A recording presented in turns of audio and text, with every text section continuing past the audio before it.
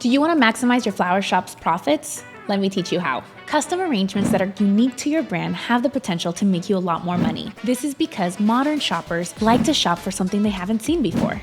There is value in being unique. Try this, and this should increase your average order value. Give customers the ability to upgrade a design they already like from standard to deluxe or premium.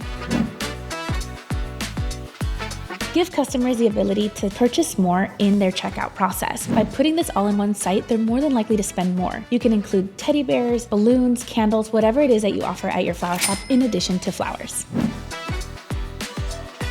Sometimes customers want to pay big ticket items without necessarily being able to fund it at the moment. By giving your customers the option of using Afterpay, they're able to pay for higher ticket items in installments, even though you receive the payment all at once.